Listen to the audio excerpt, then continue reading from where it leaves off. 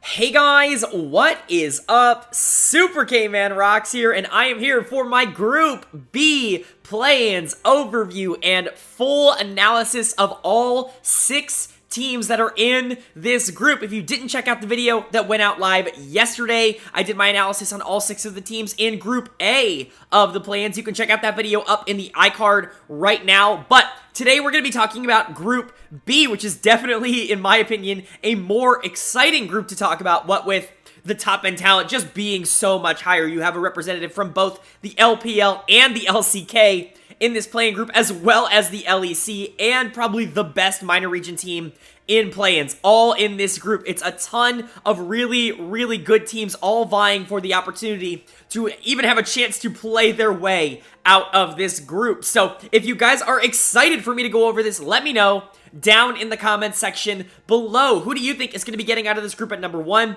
Who do you think is going to be number 2? And who's going to be playing each other in 3 and 4? I love hearing you guys' rankings, your opinions down in the comment section below. But let's not waste too much time. Let's go ahead and get right into our analysis here of Group B. Again, already gone through all of the main group stage teams: Group A, Group B, Group C, Group D. Power ranked those, power ranked everybody in Group A. The final group, the final 6 teams to go over here in Group B. If you're not familiar with the series, first of all, go check out the other videos. I would really appreciate it, and I think you'll really enjoy the content. But the way I do this is I go team by team with the order that they were drawn into the group, talking about their strengths, their weaknesses, all of the players on the team, and then power ranking those teams out of 24. Of course, the 24 teams at Worlds. So let's go ahead and jump right into our first team here. The first team in Group A, the first team that was drawn at least to Group A, and that was DRX. They are the first team out of Pool 1 to be drawn here to Group B. Of course, your 4th seed coming out of the LCK, a team that very much had to make their way through the regional finals in order to make their way to Worlds here. They were the 6th seed, the lowest seed you could possibly be going into those regional finals. They were able to take down KT Rolster in the first series. They were able to upset Live Sandbox in the second series to make their way here to play-ins. And now they're actually in a pretty decent position to at least be able to play a best of 5 to get out of groups. Now, unfortunately for them, I think if they would have been put in pretty much any other group other than with RNG, they would have had a decent shot of getting number 1 in their group. They are a team that is talented enough, in my opinion, to get number 1 in this group. Still, they just have not been able to put that together over the course of the season. But where do I have them ranked in the full grand scheme of things? Well, I have them coming in at number 9 in my power rankings. That is going to be just below G2, the best Western team in my opinion, and just above Cloud9, the second best Western team. They're kind of in the middle of that. I think DRX is honestly getting slept on a bit going into this World Championships. Anybody who's followed my channel for any, long period of time, any time at all, I guess you could say, of this split in the LCK would know that I'm much higher, I think, on this DRX's upside than a lot of other people, because I really just think the talent they have on this team, when it clicks, they really can beat anybody, and we saw that in the LCK this split. They went 9-9, mostly because every single week was a swing back and forth. They would go 2-0, and then 0-2, and then 2-0, and then 0-2 every single week, and it was so consistent that you almost got to the point where you believed that this team could beat anybody on their 2-0 weeks, and it really has been that. If they can just get any level of consistency, if they can get the good version of them every single game, that's going to be a huge positive for them. Now, there is going to most likely be a pretty big roster change up here for DRX going into Worlds. They've been playing Pioshik for the entire season, basically, in the jungle position, obviously because Pioshik in spring and Pioshik last year was phenomenal. He was one of the best junglers in the LCK. He looked like someone that was on the rise, being one of the better junglers in the world. But he really took a huge step back this year. Him and Beryl, in my opinion, were the 2 biggest contributors to this team not being as consistent as they maybe wanted to be. And so, in the regional gauntlet, they decided to bench Pioshik and go for Juhan in the jungle. Now, international fans may be relatively familiar with Juhan from MSI this year. He was actually on PSG Talon when that team went to MSI. He ended up leaving that team to go back to the LCK, got a spot on DRX Challengers, and really filled in for Pioshik valiantly when he wasn't doing all that well in the regional gauntlet. And honestly, the biggest reason, in my opinion, that DRX is sitting here at the World Championship is because of how well Juhan played when he subbed in for him. And so I would expect to see Juhan at Worlds. It very much felt like he was the better player at Gauntlet. Maybe not in a vacuum, but for this team, almost certainly. He wasn't taking those gigantic risks in the early game. He wasn't getting out snowballed when he would get behind. He was really someone that could play relatively consistent, not have to be the focal point of a team that has a lot of carry threats, and then still be a positive for the team. And so overall, I think Juhan is likely to start here in the jungle, and I think that's overall a good thing for DRX. If it were to be Pioshik, and I imagine that they might switch them out over the course of Worlds, if you see a matchup that you might be able to completely dominate with just more mechanical skill like Pioshik has, he might be a better call in the play-ins or something like that if you wanted to go for that 6-man roster. Honestly, I would understand it a bit in this case. I think Pioshik gives you a bigger upside, but I also think he lowers your floor a considerable amount. So higher ceiling, lower floor, both of those can be good, it could be bad, right? Like, Pioshik just is significantly more volatile than someone like Juhan is, and so if you want to win consistently, I would expect this team to go for Juhan, especially in the group stage once they get there, but if you want to try to get momentum on your side in play-ins with Pioshik, I would understand maybe giving him a couple of games against some of the, the bottom teams in this group in particular, but that's a lot about the jungle position that I really don't think has been all that vital to this team's success throughout the year. I have gone on record very much saying that there is one lane in particular that has basically carried DRX in all of their wins throughout the year, and that has been the mid lane here with Zika. Zika, obviously, I think is not considered one of the best mids in the LCK just on name value alone, but he certainly played like he was over the course of this season when there were a lot of players that were really struggling. When you had Pioshik really struggling in the jungle, you have Kingin, who's just really not that carry-oriented top laner in the top lane. You have Beryl, who was running it down at points in the support position. Even if Deft was good, Deft wasn't really the player that was winning by 45 CS and carrying that lead into the late game. They were just kind of a team that needed someone to push them across the finish line. A lot of times this year, that was Zika, and it was on picks like the Ahri, it was on picks like the Azir, on picks like the Sylas. Things that are meta, things that are typically not your main carry. I mean, Azir can be, but, Ahri, Sylas, things that aren't typically your main carry focus. Zika was able to take a lot of that pressure and redistribute it around the map. He did a great job, and if you're getting the best version of Zika at Worlds, I imagine that this DRX team is going to be a very difficult team to stop, especially in play-ins, let alone in group stage. And so Zika's a very good player, and in my opinion, he is easily the MVP of this DRX team. If he can step up, and if he can be what he was for a majority of this year against some pretty good mid lane talent in this Group B, I do think that DRX is going to surprise a lot of people with their consistency. Now, obviously, it's really hard to talk about DRX and not bring up the bot lane here with Deft and Beryl. Deft has been everything that Deft has been over the past few years. He's not been the focal point of this team, just like he wasn't the focal point of Hanwha last year, just like he wasn't the focal point of DRX 2 years ago. He really hasn't been the focal point of this DRX team. Now, that's not to say he hasn't been good, because he has been very good, and when you do get to those power spikes, he is incredibly consistent at being able to capitalize on those power spikes. The problem is it just doesn't feel like he creates a lot of leads for himself, and this team doesn't invest a ton into the bottom lane. And so Deft really hasn't been that guy. Now, it's certainly not a knock on him. I imagine that if he did get a ton of resources in the early game, he could do very well with it, but with the volatility of what his support has been giving him all year long and the consistency of this team to be able to win when Zika gets snowballed out of control, I very much do like the idea of them moving more towards the mid lane and Deft playing more of that secondary carry, more supportive AD carry kind of role that he's been thrust into. We've seen a lot of Senna. Senna Tom Kench has been a huge pick for this DRX team, but also, the meta picks, Zeri, Sivir, even the Kalista, something that can really generate that lead early and still be a secondary carry to help out the support and the mid laner in the late game. Overall, I think DRX really understands that Deft isn't going to be the main guy on this team, and Deft is a truly phenomenal number 2, and that's probably a good situation to be in. And then you've got Beryl in the support position, obviously a former world champion on Damwon, a 2-time world finalist, someone who you would expect to be a big leader for this DRX team. Unfortunately for DRX, he really has not been what was advertised.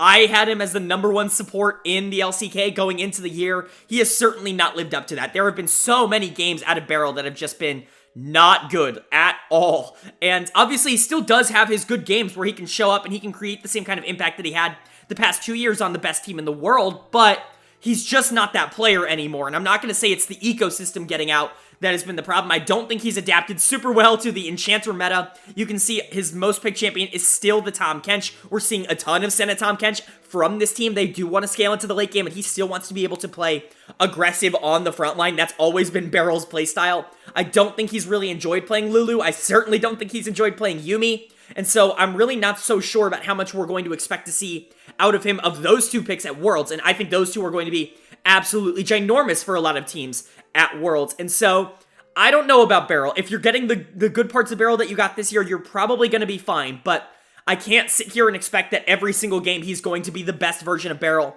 that he can be, especially once you get out of play-ins and start playing some better teams in the group stage. I'm actually a little bit concerned about him as a liability for this team. And in my opinion, he's probably the biggest liability on this lineup if Juhan is in. Pyosik obviously will always have that crown if he is playing, but he also, I think, has a more solid upside to make the team better if he is playing well, whereas I think Barrel can, at best, make sure that Deft is in a good spot to be able to win the game. At worst, actively lose his team the game. And so, definitely a little bit worried about Barrel as a whole, but Deft and Barrel, I think, as a duo, should be positive, especially in play-ins. I'm really not worried about it for this section of the tournament, but for the long term, that's definitely where a big part of my concern comes in, is hopefully Barrel can hold up, and hopefully Juhan is everything he was in the LCK. You have King in the top lane, he's fine. Honestly, in my opinion, he had the best split that he's had in the LCK this split in the summer. He's someone who I've been very critical on the channel in the past, in previous splits, but I really do think he stepped up and was a little bit of a better presence this year in the top lane. He was my vote for third team All-Pro in the top lane there. There weren't a lot of good top laners in the LCK, so it's definitely difficult to narrow down, like, how good he was compared to some of the other players who just underperformed. But I thought he was fine. He was definitely consistent on more passive picks. And I think that's a huge positive for DRX. You have two main carries that you like to invest into, and if Pyosic's on the map, you have three. You have Zika, you have Deft that you want to give resources to, and then obviously Pyosik there. Kangen just kind of gets the short end of the stick there, but weak side top lane is honestly really, really good in this meta, in my opinion. If we're going to see a lot of Maokai, if we're going to see a lot of Ornn, I imagine Kangen's going to be able to pick those two up relatively seamlessly. He played a ton of Gnar this year, Ornn, Aatrox, things like that. Things that can really be left on an island in the top lane and be able to help a lot in the team fights towards the back half of the game. So I don't think this DRX's team, I don't think their strategy is going to change too much going into the tournament. I still think they're going to play a ton around the mid lane. Hope to get Zika ahead as their primary carry on whatever they feel like is going to give them the best chance to win in that matchup. Hope that Deft can go relatively even and be a big force in the team fights later. And then hope that King and Juhan Barrel can all support those two in carrying the back half of the game. They don't really win early unless Zika just dominates the 1v1. And so this team is very focused on team fights, and that can be good, that can be bad. So they're never really out of games, but, you know, it's usually good to have a 5k gold lead at 10 minutes in this meta. So overall for DRX, strengths include talent and their ability to consistently win team fights in the late game if they put themselves in good positions. That's why they come in at number 9, but the reason that they are by far my lowest Eastern region team in my power rankings, again coming in at number 9, is that consistency. They're really the only one who I don't trust to be able to consistently win early games against even some of the minor regions, and so they're really going to have to prove to me that they have an aggressive playstyle that they can bring out against some teams that they know they're better than, or they might end up suffering a few problems. Now, if Zika, Deft, Barrel, if they can show up during play-ins, I really don't think I'm all that concerned about this team's chances of getting out of play-ins at all, but it is something to at least keep in mind that usually teams that play a little bit more safe in play-ins are maybe a little bit more susceptible to some of the minor regions' aggression if they can bring it out. And so it'll definitely be interesting to see for DRX. I think that they should be fine here in play-ins, but maybe not the same kind of dominant force that you would be expecting out of an LCK team in play-ins in years past.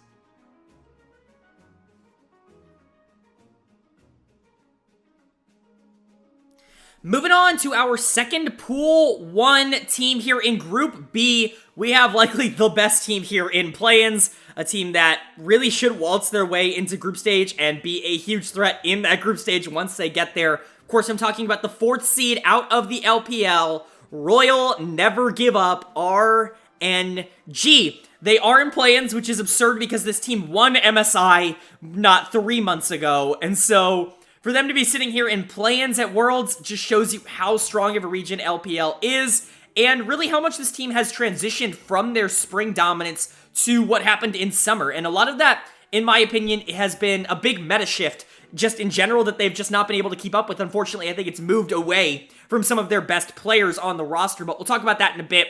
Let's talk about where they are generally as a whole. I have them power ranked at number 7, and crazily enough for a team in the play-ins, I actually see this, like, from what I've seen, as a low ranking in comparison to some of the other people out there. There are a lot of people putting this team 4th. There's some people putting this team 3rd. I've seen people putting this team 2nd or 1st.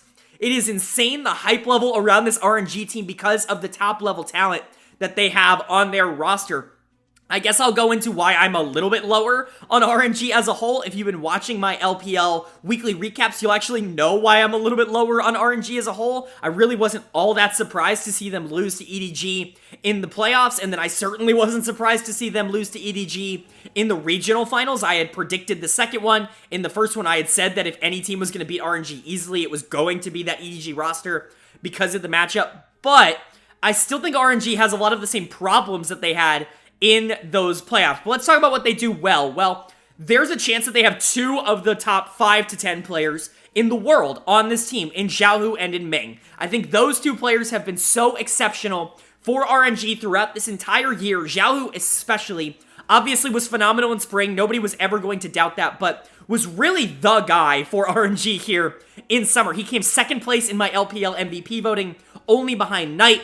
And I think he absolutely deserved it because he was willing to take the meta and adapt it to his playstyle, and the team really, I think, played around it incredibly well. He was picking up the Talia, he was picking up the Lissandra, but unlike, I think, a lot of the other players in the region, I think Rookie is the example I always went to, unlike someone like Rookie, who was picking up the Talia and the Lissandra and playing that significantly more supportive style in the mid lane, Xiao would pick Talia and then get jungle attention and just carry on Talia, which is not super easy to do at a pro level, but Xiaohu's so good in the mid lane and was so much better than a lot of the players he was playing against that he was so consistently able to do that against mid-tier and bottom-tier teams in the LPL. Now, that does bring up a little bit of a concern going into playoffs because teams just aren't going, good teams weren't going to allow him to do that in the playoffs, and they certainly didn't. That's why they didn't win a best of 5 until they got to play against LNG. Sorry, I was trying to think of who they beat in the regional finals there, but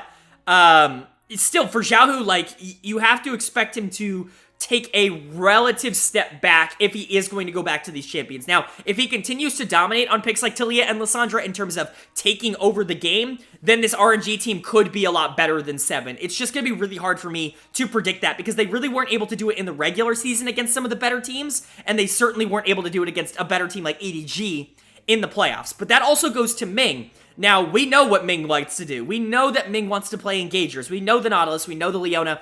Leona being in your top 3 champions in summer is definitely a red flag for most supports because Leona has not been all that playable all this year, but I get it. It's Ming's playstyle. He wants to go in. He wants to be the main initiator. He wants to be the engaged threat on that tank that can create plays for the rest of his team. The problem is it doesn't really feel like he has a ton of versatility outside of that. He has relatively struggled on some of the enchanters, and I think that is something that you could theoretically take advantage of if you're going full engage in that bottom lane with something like an Aphelios, which obviously we know Gala can play. That's not up for debate. But if you do go the Aphelios and say something like the Nautilus in the bottom lane or the Alistair or something of that nature, there are a lot of picks out there that can just genuinely beat that overall. And so I'm a little bit concerned with how that might translate. That's why I brought up the fact that I'm just not sure that the meta is really in their favor. You're looking at the 2 best players on their team being mid and an engaged support, and it's like, well, mid lane's best role right now is being that supportive mid that shoves lane, moves with the jungler, and tries to get the bot laner fed with dragons, with pressure, whatever, right?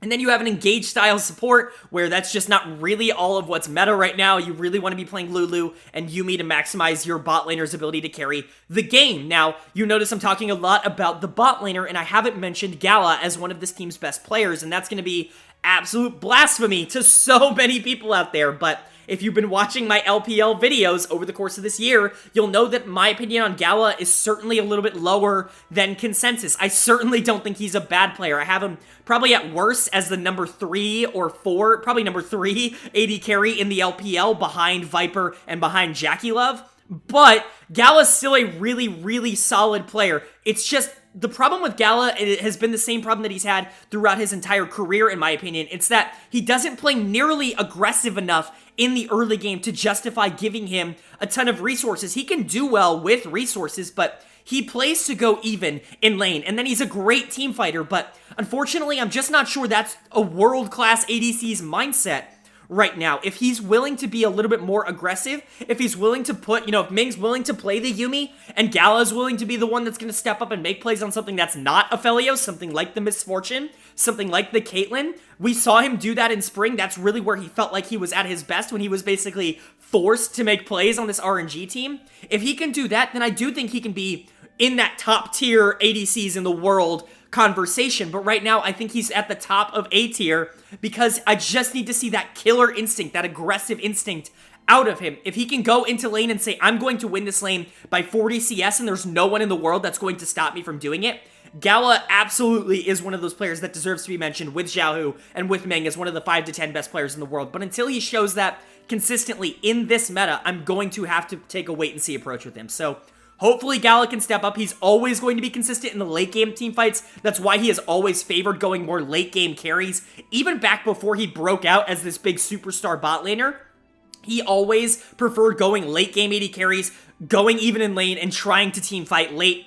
He's always going to be good at that portion of the game, but if you want to be one of the best teams in the world right now, you need a bot laner that is going to press the advantages. And if not, then you just need to hope that the jungler can keep up and push that advantage for you. Now, that's another part of where I'm a little bit concerned about this team. Not that Wei is a bad player by any stretch of the imagination, but right now, in my opinion, jungle is without a doubt the most important position in the game. And I really don't even think it's all that close. And unfortunately, Wei is just not a world top tier jungler. There are, in my opinion, 4 to 5 better junglers at this tournament than Wei.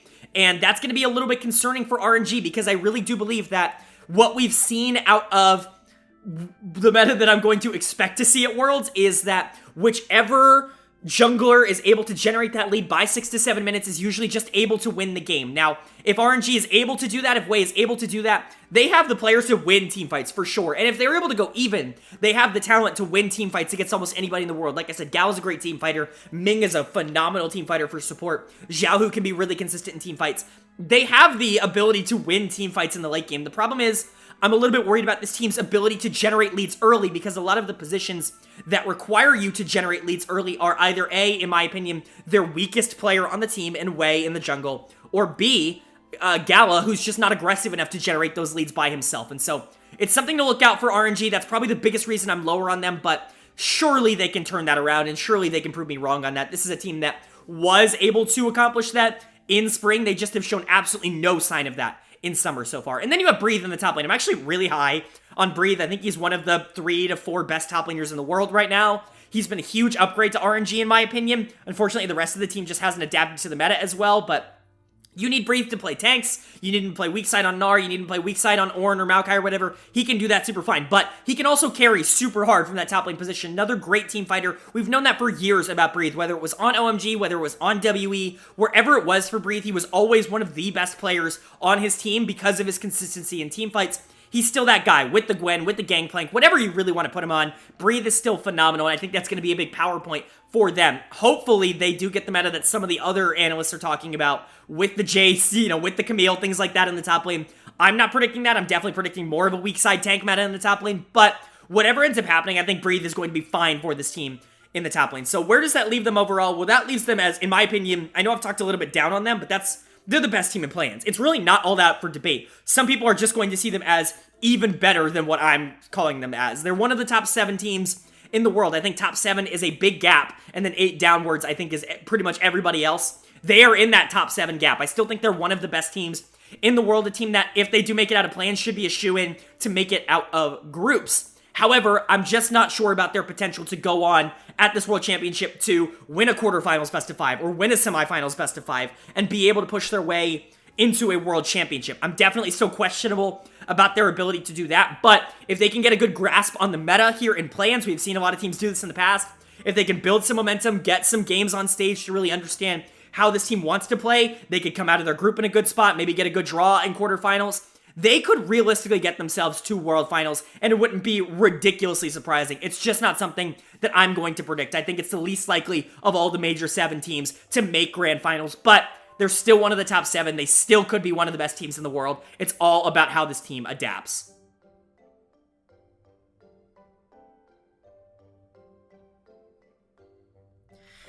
All right, that means we can move on now to our Pool 2 seeds here in Group B. And Pool 2 is probably where the intrigue of this group comes in, because in my opinion, Group B pulled the 2 best Pool 2 seeds, maybe with the exception of Evil Geniuses, but it's fine because Group A got the weakest Pool 1 seed by far and beyond. So it's crazy how much talent we get to talk about here. We're going to start off with the first Pool 2 seed drawn here to Group B, which of course was the 2 seed from the VCS from Vietnam, Saigon Buffalo. And the Saigon Buffalo were incredibly interesting this year. This is a team that obviously went to MSI, didn't do nearly as well as they wanted to in the round robin stage, but still were able to at least win a couple of games. They went 2-6, if you don't remember, with this exact same 5-man roster.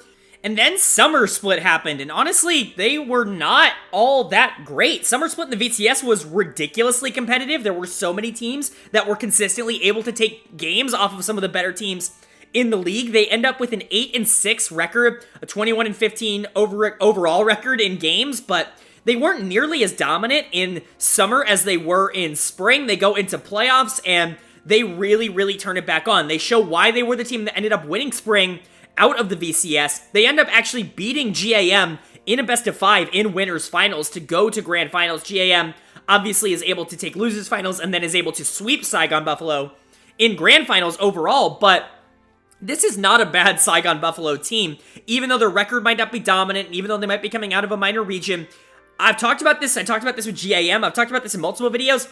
Vietnam, in my opinion, the VCS is clearly the number 5 region in the world right now, and I think they're going to prove that at Worlds this year. They haven't been able to send representatives to Worlds the past 2 years because of everything that's been going on in the world. They finally get a chance to play at an international tournament again this year. I think they're going to live up to it. And Saigon Buffalo, I think, is actually going to surprise a lot of people with how good they are in this group stage. Now, where do I have them ranked overall? I have them ranked at number 17. Loyal viewers, people who watched my group stage videos will know that I ranked GAM at number 16. So I have GAM at 16, I have Saigon Buffalo at 17. I really don't see a gigantic difference between these two teams in terms of talent level, in terms of ability to win. Like I said in that video, I do have every major region team in the top 15, which might come back to bite me, but just in watching these teams, especially in playoffs, it did feel like there was a little bit of a gap between even the LCS and the LEC and like the VCS, who I would consider the 5th best region in the world. But that doesn't mean that they're not, in my opinion, significantly better than a lot of the other play-in teams that we're going to be getting. So what kind of playstyle does this team generally play, I should say? Well, if you followed them at MSI, they played a lot around mid lane with their jungler, BJ, who I do still agree is probably their best player in the jungle here. Pretty good time to be a carry jungler and for you to be the main focal point of your team here with Saigon Buffalo, because in my opinion, jungle is only going to get more carry-oriented here at Worlds. Picks like Wukong and Xin Zhao are still going to be relevant. He picked a lot of those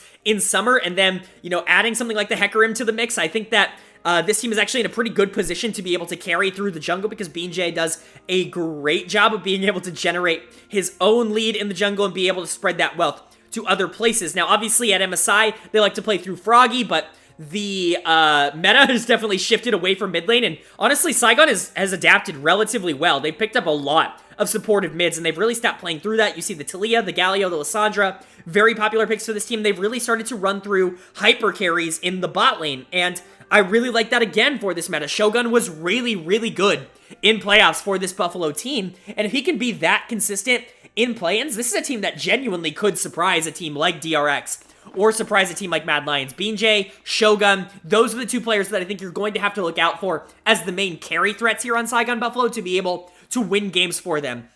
Like I said, jungle mid was huge for them at MSI. Bot lane was ginormous for them in the playoffs. Both Shogun and Taki were absolutely phenomenal throughout their playoff run. They were, in my opinion, by far the biggest reason this team was able to beat GAM in a best-of-5 in winners finals here.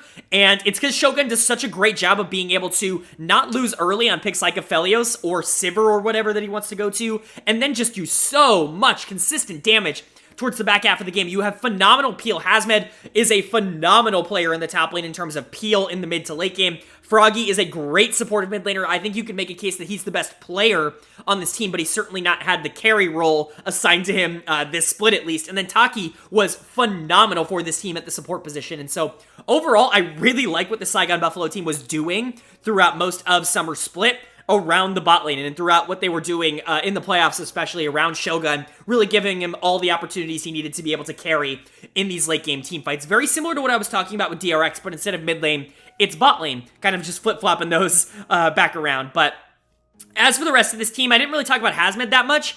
He's a very good player, very consistent player, does like to play aggressive and can generate really solid leads into the top lane, but really where I think he shines the most is playing these more team fight oriented bruisers, things like the Renekton teams, or not Renekton, things like the Aatrox, things like the Gwen, things that can win lane and can do a lot in lane, but really the mid game is where they power spike the absolute most. He really was able to dominate towards the back half of these games, and this team fights incredibly well. They could be a big surprise team for a team like Mad Lions, who can be very momentum reliant, who they have to generate a lead. We'll talk about them in a bit, but they have to generate a lead, and they're really not all the best late game team fighters. I think Saigon Buffalo could be a huge problem for a team like that, especially with a player like Hazmed being able to dominate in the top lane, especially if he can generate leads on his own on weak side. That would be absolutely huge. But if this team can actively play the game that it's been playing throughout this entire split, where Bean J has been able to generate huge leads in the jungle, I'm talking actual 300-400 gold leads at like 6 minutes in the jungle. If he can do that, if you can have Shogun being able to carry in the late game, Taki, Froggy, Hazmed being able to support all that, Saigon Buffalo's an actually scary team, a team that I certainly personally would not want to see my team facing in play-ins. Now, what is their path to getting out? I don't think they get first place in this group. I'm just going to say that. RNG's simply too good. Do I think there's a world in which they can get second place in this group? Maybe. I think that there is a world in which they could be more consistent than a team like DRX, especially if DRX opts to run more Pioshik. I can see that being an option for them, and a team like Saigon could really take advantage of Pioshik's lack of consistency in the jungle. If they were to get second, they're obviously in a much better spot to face whoever comes out as the 3 seed on the other side, but most likely this team is going to be playing for third or fourth. Then you're going to have to win a best of 5 against one of the other teams, and then another, potentially Fnatic or Evil Geniuses on the other side. And so, not the easiest path of all time to get out, but if any minor region team is going to get out of group stage, in my opinion, it's going to be Saigon Buffalo. They are the best minor region team in play-ins here, and if they got maybe a better group draw, if maybe they were in Group A instead, I think I would look a lot more favorably on this team, but unfortunately they get drawn here to Group B. They have a pretty hard path out, but hopefully this team can show up. Hopefully B&J, Shogun can show exactly what they showed in playoffs on a world stage.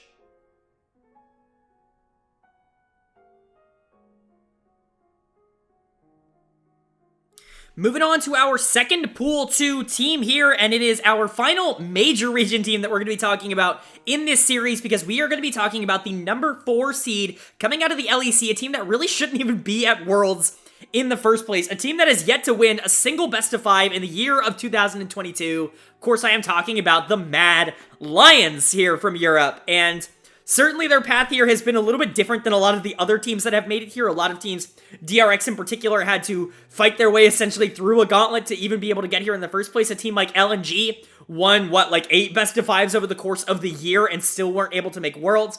Meanwhile, Mad Lions, because of everything that happened in real life this year that I'm not going to bring up on this channel, Europe ended up getting an extra spot at Worlds this year, taking over for the CIS spot. It means that the playoffs were not really designed to send 4 teams to Worlds, so Mad Lions ends up losing the first series against Rogue, ends up losing their second series against Fnatic, and ends up making their way to Worlds as the number 4 seed because of how things work out in Europe. Not the best circumstance to be a part of, but they're here now, so what are they going to do while they're here? Well, I have this team personally power ranked at 15. I have them as the lowest team in the major regions at Worlds here. I have them as 15, which is the lowest of any Western team. It's the lowest of any, Eastern team, major region, whatever you want to say, right?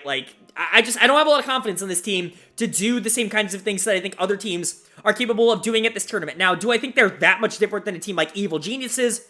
Probably not, especially with no Danny here. I think that Mad Lions is probably on a similar level. And talent-wise, they should be above them because the way that this team played in the regular season was not the way that they played in the playoffs. They really got exploited for their lack of versatility in the playoffs, and I'm worried that that might be something that could come back to haunt them at Worlds, where teams are definitely going to be ready with prep to play against you, especially minor region teams historically have been phenomenal with prepping against one-dimensional major region teams, and it does feel like Mad Lions can fall into that trap a couple times. So what did Mad Lions like to do over the course of this year? Well, they had the MVP of the LEC here in Niski, and he was phenomenal for enabling the rest of his team to basically do whatever, wherever he was, whether it was Unforgiven, whether it was Elyoya, whoever he was traveling with always had a man advantage because his macro sense was genuinely phenomenal this year. He was able to push the tempo of his own lane. He was able to push the tempo of the game a lot, allowed his team to get to mid to late game a lot faster than some of the other teams and other games in the same region, and I think that really helped out the team as a whole, because I don't really think any of them are all that phenomenal at the early game part of the game, maybe with the exception of Arma in the top lane, but even then, Arma had a really, really rough split, and so Niski did a really good job of, I think, being able to enable the rest of his team and what they wanted to do to help get them, you know, to that power spike that they always wanted to hit. You often had Unforgiven on a late game carry or on the Draven, in which they just put literally everything into him, and then you had Elyoya trying to control the pacing of the game on a Wukong, on a Trundle, on a Poppy, whatever, right? But Niski was kind of the big enabler for that on the Taliyah, on the Sylas, even the Twisted Fate is something that you think would be relatively good in this very, you know, shove roam heavy meta, but TF's damage is just so lackluster right now that we really weren't seeing a lot of players pick him up, but Niski is so good at the champion, he made it worthwhile. Overall, Niski is a positive for this team. Even if he wasn't all that good in playoffs, I have to imagine that he's going to be closer to his regular season form than he is going to be to his playoff form, at least against some of the minor region teams here in play-ins. Now, the other player that really, really, really needs to step up for this team to be better than they were in playoffs is Elyoya, who was absolutely integral to this team's success in the regular season. I always talked about it. The momentum shift of LEC junglers was completely and utterly dominant over the course of the regular season. Whichever jungler was able to generate that lead by 5-6 minutes really just won the game. Whether it was Elyoya, whether it was Malrang, whether it was Yankos, whoever it ended up being, Zanzara, Razork, like whoever ended up getting that early lead ended up being able to snowball the game out of control because jungle was in such a strong spot for most of the year, and I don't think that is going to change for Worlds. If Elyoya can show up and be the guy he was throughout most of the regular season here for Mad Lions, where he was consistently able to pick up the Wukong and the Trundle and the Poppy and be able to generate these early game leads, be able to push the pressure, and have someone like Niski be able to roam with him, really put a lot of effort into making sure that he has objective pressure, being able to secure Heralds, secure Dragons, secure Crabs even. I think Elyoya is going to be in a good spot if all of that happens for him, but just like every other LEC jungler at this tournament, if he gets behind, he's honestly not in a great spot. He's really not the best at playing from a losing position, and neither is the rest of this team. You could say the same thing about Niski, and I think you could certainly say the same thing about this bot lane of Unforgiven and Kaiser. Now, I'm very high on Kaiser as a support. I still think he's the best support in the West. I think he's the best in both EU and NA, and I think he's proven that quite a bit over the past few years. Now, he's very versatile. I'm not going to say that he's just an engage player. He certainly is better on engagers, but if you need him to pull out the Yuumi, if you need him to pull out the Lulu, he can do those things. He's just going to be much more comfortable, I think, on picks like the Nautilus, on picks like the Rakan, and that I think does play into what Unforgiven likes to do, which is just play super aggro, or alternatively play super passive. There really is no in-between for Unforgiven. He loves the Draven. That's been a pick that they've gone to a lot. It's been banned out against them pretty much permanently in the playoffs, and that's something that I expect to continue here for Mad Lions. But he also, I mean, we can't forget that he's pulled out picks like the Karthus and the Seraphine in the past, things that want to get to those late game team fights where he can take over. He picks one part of the game to dominate, and then he goes for that. I think Kaiser can definitely be a much more versatile piece than that. If you want to play for a more weak side bot lane, you can have Kaiser roam up to the mid lane, to the jungle, really try to get Elyoya as fed as possible. You can have plays towards the top side. Hell, if you really want to invest in Arma, this is something that they did last year, and that caused them huge success when they were able to win the LEC in 2021. They were able to bring Kaiser a lot towards the top side, be able to fight for those Rift Heralds with Elyoya, with Arma, and they were able to create a lot of plays around that specific part of the map. If they wanted to do something like that again, they haven't really done that at all in 2022, mostly because the top lane meta hasn't really been suited for it, but that's something that I think is on the table for them. And that brings us to Arma. Now, I'm certainly lower on Arma than I think a lot of other analysts are. In my opinion, he was one of the worst top laners in the LEC throughout this year. No consistency, absolutely got run over by some of the better players in good matchups. We know Arma can be better than that. This is someone that has performed on the world stage in the past. This is a team that just got out of group stage last year, and so you're going to need that version of Armut. You're certainly not going to need the version of Armut that you got for the majority of this year, whether it be in the regular season or in the playoffs. He really did not step up in either of those circumstances. He did want to play significantly more aggressive in a meta that was more passive this year. This team did really well when he was on Ornn, and I expect that to be something that hopefully they can identify. Hopefully they realize, like, Ornn Maokai might just be the way to go for this team. Let's invest in Elyoya. Let's invest in Niski. Let's invest in Unforgiven. Let's get Kaiser rolling wherever we need him to, and Armut can be that weak side top laner, because I do think that Armut is a good weak side tank player. I just don't think he particularly wants to do that on the international stage, but unfortunately, it very much feels like that has been Mad Lion's best path to success. So, what is this team's strengths? What are their weaknesses? Well, their strengths are their macro sense. They have a phenomenal sense of mid-game pressure. They're able to put a lot of pressure around objectives and really secure the timing and the tempo of the game. I talked about that a bit with Niski and how he pushes that all. Elyoya does the same thing. They will often be in a position by mid-game where they are just simply ahead in gold because they have been able to out-macro the enemy team. It's not really the mechanical skill on this team that has been able to push everything forward. It's mostly just been them being able to outthink the enemy. Now, that could be good, that could be bad. Going up against better teams in the world, maybe they won't have the same kind of consistency doing that. That's a big reason why I have them lower in my power rankings, but also because I'm just not sure that they have the talent to be able to keep up even if their macro is good. Niski's a great player at an LEC level. He's in a group now with Xiaohu and Zika. He's going to have to keep up with them. He's going to have to be able to match them in lane 1v1 because Niski's entire strategy predicates on being able to shove and roam. And players like Zika and Xiaohu get a ton of resources from their team. So it's going to be interesting to see how Mad Lions plays into that. Someone like Unforgiven is completely unproven on an international stage. He has never won a best of 5 in his entire career. Obviously, that's something that is not fair to him because he's been arguably the best player on this Mad Lions team over the course of those best of 5s, but it is something to keep in mind. Elyoya, Armut, Kaiser, they have experience at Worlds before on this team, but it's a very different Mad Lions team this year. I definitely think there are a lot of question marks for this team to have to check off before I truly see them as on the same level as maybe even like a Cloud9 or a Rogue or a Fnatic or any other team that might be at the top of this Western region standings. But they do have the ability to get there. It's just about being able to play their own game and not getting suckered in to feeling like they have to play the meta or the game that everyone else is playing around them. If they can control the pace, if they can control everything that's happening on the map, they're going to be in a great position to win against pretty much any team in the world. I just don't know how much confidence I have in that against teams like RNG and DRX.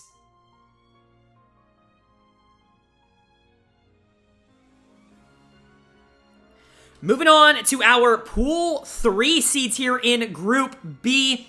Definitely a jump here from talking about Saigon Buffalo and Mad Lions to our Pool 3 teams, but I do actually think there is a strong Pool 3 team here in Group B. Unfortunately, maybe the strongest Pool 3 team gets pulled into the strongest group, and we're going to talk about them first. It is going to be the winner of the TCL in Turkey, of course. I'm talking about the Istanbul Wildcats, and I actually really like what I saw from this team. First of all, got to give a huge shout out to this team just in general overall because, and I don't know if this is rare. I can't remember the last time this happened, but they are representing Turkey from the TCL with an all Turkish roster. Not a single import on this team, which is absolutely huge. Every single other team they played against in the playoffs in the TCL had at least one. I think most had 2 imports, mostly Koreans.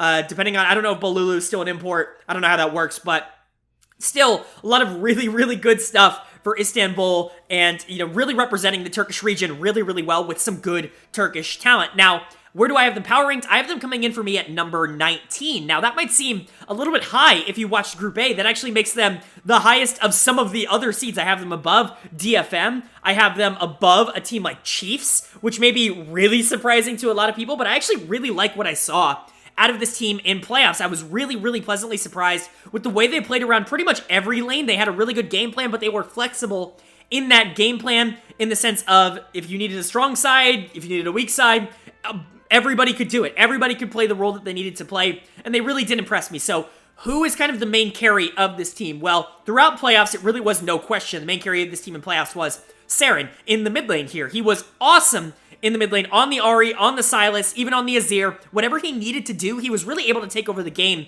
in a major, major way. We don't see Ahri and Sylas typically being ridiculously dominant unless you're one of the best players in the world, but when you can genuinely just outclass your opponent, Saren did that.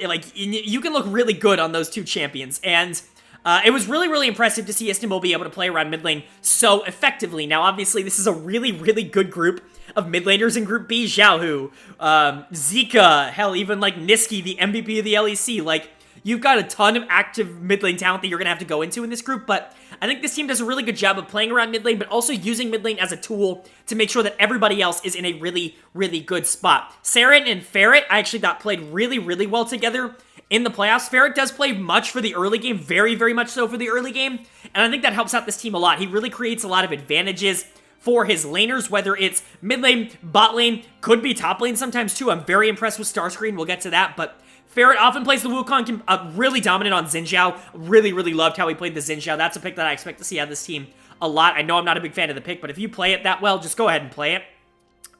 He really does a good job of saying, like, okay, if Saren's not going to be able to generate a lead against Xiaohu, if someone like Gala is going to play a little bit more passive, maybe we can just dump everything into Holy Phoenix and just really, really pressure that lane over and over again, try to secure dragon after dragon. We have a really good weak side top. We can afford to do that, and I think something like that is actually relatively possible for a team like Istanbul. And Saren is a very good supportive player as well. If he just wants to shove the lane and leave, I think he can actually do that really, really effectively. So, really like those two as a combo. Talking about Holy Phoenix and Farfetch'd here, Holy Phoenix definitely more of that late game hyper carry kind of player. He always has been. He's basically the Faker of Turkey at this point. I mean, I can't even count how many times this guy's been to Worlds, but he continues to be super effective here. He was good this year. Certainly wasn't like the one that I think was creating a lot of the plays, but definitely capitalized on the rest of the team creating a ton. Farfetch was phenomenal in the playoffs. One of the most underrated players I watched. I really didn't hear a lot of people talking about him. I heard a lot of people talking about Saren. I heard a lot of people talking about Holy Phoenix. I was really impressed with Farfetch over the course of the playoffs that I watched. Was able to pull out things like the Renata and the Nautilus and be able to do a lot on it. Obviously, I want to see him play the Yumi and the Lulu a little bit more effectively, but for a team like this that really wants to create a lot of early action, I can understand why a pick like Renata or a pick like Nautilus might just be more effective in circumstances like that. Even something like the Tahm Kench, I can definitely see being good. But Holy Phoenix, as you can see, really did like the Sivir Zeri meta, but his third most played was Samira, and that's a really good sign for me. Samira is someone who I think has been criminally underplayed by a lot of the major regions all year long. I do think she's relatively effective in a lot of the matchups that we're going to see at Worlds. Definitely something that we could see get pulled out, and if Istanbul wants to shake up the meta a bit, go for the Samira, try to make those crazy aggressive early game plays with Ferret and Saren in the bot lane, I definitely think they have the talent to be able to pull that off. And then you have Starscreen in the top lane, definitely more of a weak side tank player, but honestly, one of the better weak side tank players I've seen in a long time in a minor region. He was genuinely phenomenal in that role. He was very consistently able to generate 1v1 leads in that top lane, more so than almost any top laner that I've watched out of a minor region this year. His ability to just win lane on tanks was unbelievable. He was able to transition that into really good team fighting. He is one of the best players on this team, but because he plays weak side and because he plays a lot of tanks, he's not going to get a lot of recognition for that. So overall, I really, really like Istanbul as a team here, and I think they're going to be a huge problem for every single team in this group. Now, it's unfortunate that they get drawn into a group with 3 major region teams and the best minor region team. I think if they were in Group A, there's a chance that I have them finishing 3rd place, but it's going to be a much more difficult task here in Group B to be able to even get yourself into a best of 5, but they do have the talent to do it if they can step up like they did in playoffs and really show a lot of the things that they showed there in the best of 5. Even against Fenerbahce, I imagine that they're going to be in a pretty good spot to be playing in that best of 5, and I just hope this team can really, really show up and show that the TCL can be represented by all Turkish players, and it can work, and it can be the best team that the region has over the course of the year.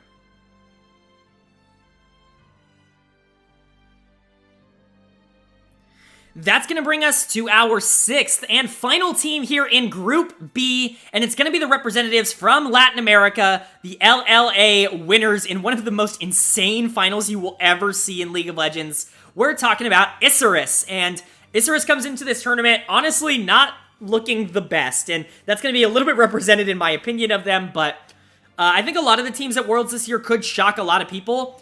Isurus, to me, if they were able to be relatively competitive, would be a little bit of a shock, just from what I saw. Sorry, Latin America fans.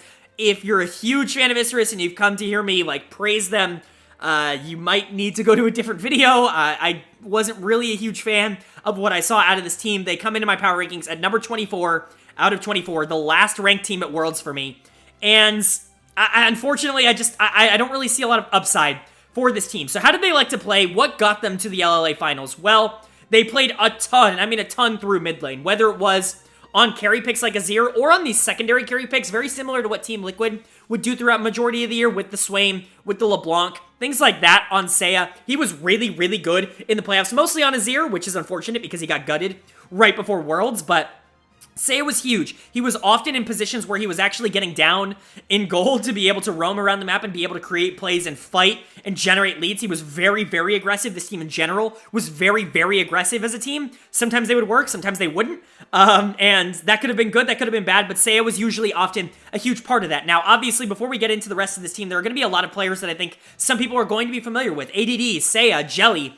These are players that a lot of people will probably recognize either from LLA representatives at Worlds in the past in Seiya's case, or ADD and Jelly playing in major regions. ADD, a longtime player in the LPL, Jelly, a longtime player in the LCK. And so they definitely have experience on this team, but it definitely didn't look like they always gelled with decision-making. Now, Seiya was a big part of their early game pressure. Grell was also a huge part of that. And obviously, jungle is always going to be a huge part of your early game in this meta, but especially for Isurus. Grell was often actually saved for counter pick, which is insane to me that you would save counter pick for jungle in a lot of cases, but they really wanted to make sure that he was in an opportunity to be able to generate that lead early, to be able to do whatever he needed to generate that lead for the mid lane, for the top lane as well. They put a lot into ADD in the top lane. Whatever he needed to go to, really playing around Rift Herald here, they really, really, really went and did it. And so Grell, I thought, was good. I'm not sure he's going to have that same kind of luxury at Worlds. I'm a little bit concerned about his ability to translate a lot of the early game success he was able to generate in LLA to Worlds, but we'll see a lot of Viego from him. If the Viego was good enough, he's still going to be able to pull it off, but overall, I definitely think there are counters to that pick if you are able to get it in draft. If they do save counter pick for him, shout out, then Seiya or ADD's probably not going to have the best lane matchup, but you know, you might be able to get away with it. You were able to get away with it in the LLA. I just don't know if you're going to be able to do that against better competition. You've got ADD in the top lane. He was probably the best, like, traditional laner that they had.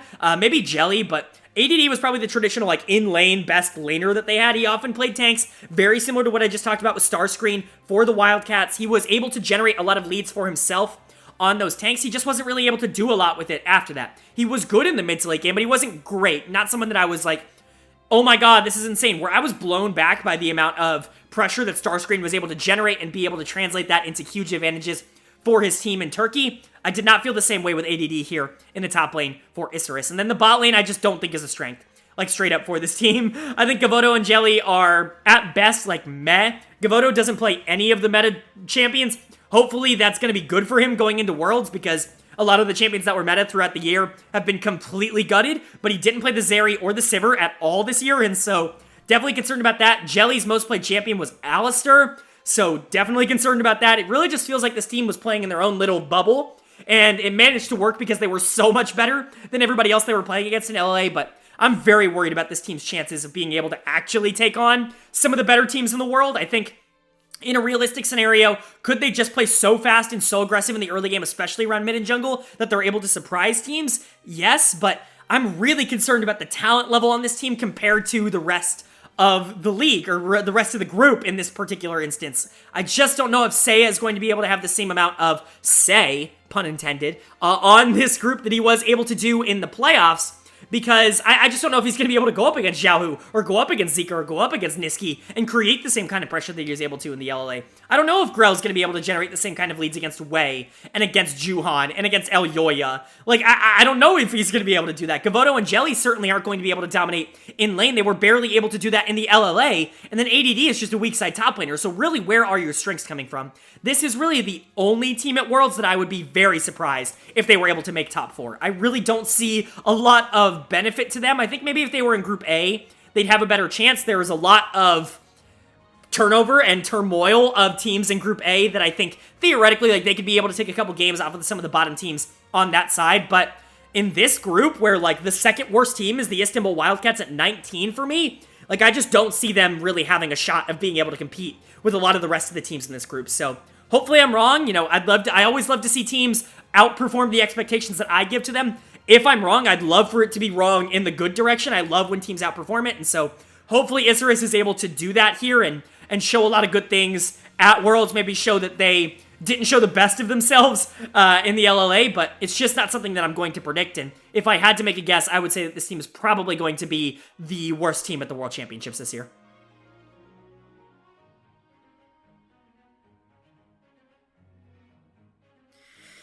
All right, that is going to do it for my Worlds 2022 play-in group overview and analysis. Both of the groups are done. All of the main stage groups are done. All of my overviews of all 24 teams at Worlds are done.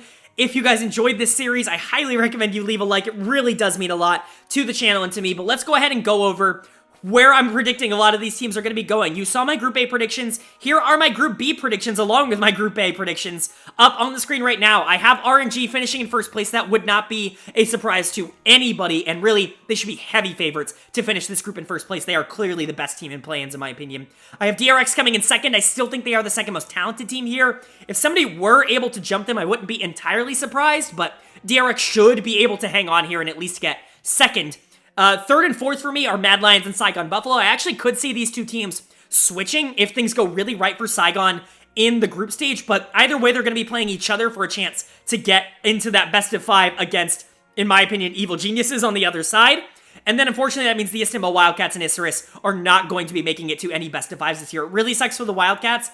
I actually have them as potentially the third or the fourth best team in Group A, so for them to get fifth here and not even get to play a best of 5 because of the group they were drawn into, they definitely got group of death, I think, a little bit here, but unfortunately, they're going to be out, and then Isurus, I really don't think has all that much of a shot. So what do I think is going to happen in the qualifiers? Well, I'm not going to make any major surprises here. I'm going to go with 3 in both of these matchups. Mad Lion versus Saigon Buffalo. I'm going to take Mad Lions in a best of 5. I know that's a crazy thing to say considering they haven't won one this year, but they should be the more talented team. Now, if Saigon was able to take the series, I honestly wouldn't be all that surprised, and boy, would I be excited to see a matchup between EG and Saigon Buffalo. And then in the other 3-4 matchup, I've got Chiefs versus DFM, as they were my 3-4 in the Group A video that I posted yesterday, and I have Chiefs winning this. They've been so dominant over the course of the regular season and the playoffs and OS that they should be able to get past a team like DFM, which, in my opinion, is just a worse version of what they were last year. Then you have the round 2 qualifiers. You have EG taking on the winner of the other side, in this case being, of course, Mad Lions. DRX taking on Chiefs. I would love to see DRX versus Chiefs in a best of 5. That would be awesome. I'm taking the 2 seeds in both of these. The major reasons should be able to make it out. Mad Lions, I just don't have enough confidence to say they are consistently going to be able to beat a team like EG when it comes to a best of 5. For DRX, they should be able to handle a team like Chiefs in a best of 5 as well. So that leads us into our groups that I have confirmed here. So up on the screen now, you're going to see what I think the groups are going to look like here for the main group stage. We have Fnatic obviously winning Group A, being slotted into Group A here, ironically enough. We have EG being able to win that best of 5 in my predictions, being slotted into Group B. We've got DRX winning that best of 5 and being slotted into Group C, and then, of course, RNG winning Group B, so they get slotted into Group D. Those are my predictions. Let me know what you guys think down in the comments section below. Do you agree with the 4 teams that I have predicting getting out? Do you think that there's going to be a big shock? Do you think a team like Saigon Buffalo or Mad Lions could end up doing it? Do you think another team in Group A that I'm not even talking about, a team like Chiefs or a team like DFM, could surprise a lot of people and get out of groups? Let me know all of your thoughts down in the comments section below. And of course, while you're down there, please leave a like. Like I said earlier, it really does mean a lot for the channel. It helps me out a ton. It lets me know you guys are enjoying the content. And obviously, it helps get this out to more people. And then, of course, now that my prediction content is technically over, we've only got some fun content for Worlds leading up now. We've got my top 20 list that's going to be coming out in a couple of days of my top 20 players at the World Championships in 2022. We've got my meta report. If you want an idea of what I'm predicting to see at Worlds, we're going to be doing a full video on that. And then every single day of Worlds coverage is going to be covered on this channel. If you guys are excited for that, hit the subscribe button and hit the bell so you can get notified when those videos go live if you like my analysis on all this kind of stuff. But with all that being said, I hope you all are having a great day. I hope you continue to have a great day. And I will see you all later.